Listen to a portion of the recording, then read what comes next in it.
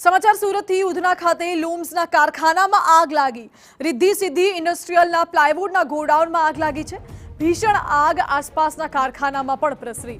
ફાયરની ટીમો દ્વારા આગ પર કાબુ મેળવવાની કવાયત હાથ ધરવામાં આવી છે। આ દ્રશ્યો જુઓ। આગ એટલી વિકરાળ હતી કે ધુમાડાના ગોટે ગોટા દૂર દૂર સુધી દેખાયા।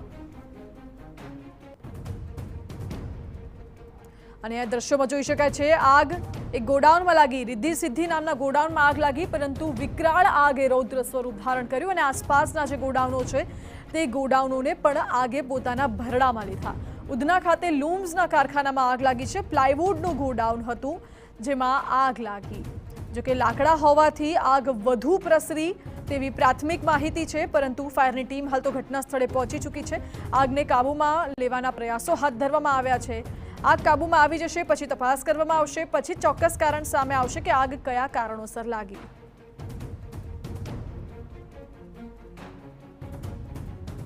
સુરત શહેરની અંદર જે અલગ અલગ ઇન્ડસ્ટ્રી આવેલી છે ત્યાં આગ લાગવાની જે ઘટનાઓ છે તે સતત સામે આવતી હોય છે। ત્યારે આજે વહેલી સવારે પાંડેસરા મેન રોડ ઉપર આવેલી રિદ્ધિ સિદ્ધિ ઇન્ડસ્ટ્રીની અંદર જે પ્લાયવુડનું એક મોટું ગોડાઉન છે તેની અંદર અચાનક જ કોઈ કારણસર જે આગ લાગી છે અને જોઈ શકાય છે કે હાલમાં ફાયર વિભાગની ટીમ ઘટના સ્થળે પહોંચી છે।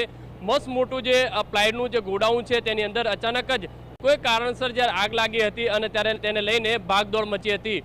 ફાયર વિભાગને જાણ કરાતાની સાથે જ અલગ અલગ 4 ફાયર સ્ટેશનની જે ફાયરની ગાડીઓ છે તે ઘટના સ્થળે પહોંચી છે અને અત્યારે પાણીનો મારો ચલાવી અને આગ ઉપર જે પ્રયાસ લેવાની જે કામગીરી છે તે ફાયર વિભાગ દ્વારા કરવામાં આવી રહી છે। જોઈ શકાય છે કે ચારે બાજુ જે આગ છે તે વિકરાળ સ્વરૂપ ધારણ કર્યું છે અને ફાયરના અલગ અલગ ફાઇટરો છે તે સતત પાણી અને ફોગ નો જે છંટકાવ કરી અને તેને આગ ઉપર જે કાબુ મેળવવા માટેનો જે પ્રયાસ કરવામાં આવી રહ્યો છે।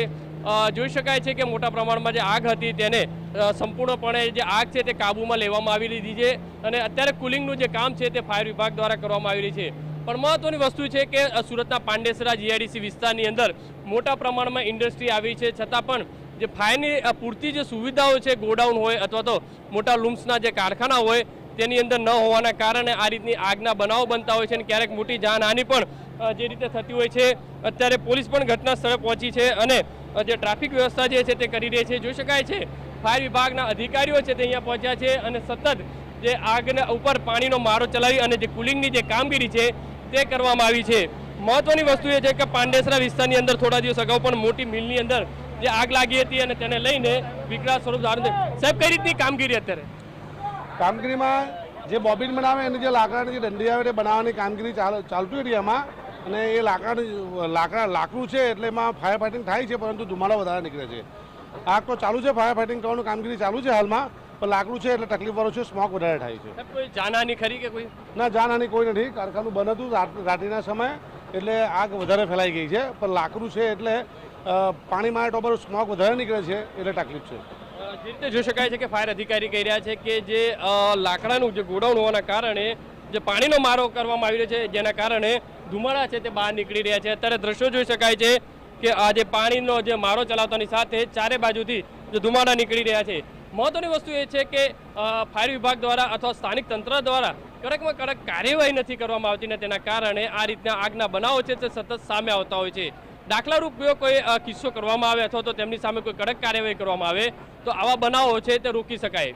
કેમેરામેન સંજય ચંદ્ર સાથે બલદેવ સુથાર, TV9 સુરત।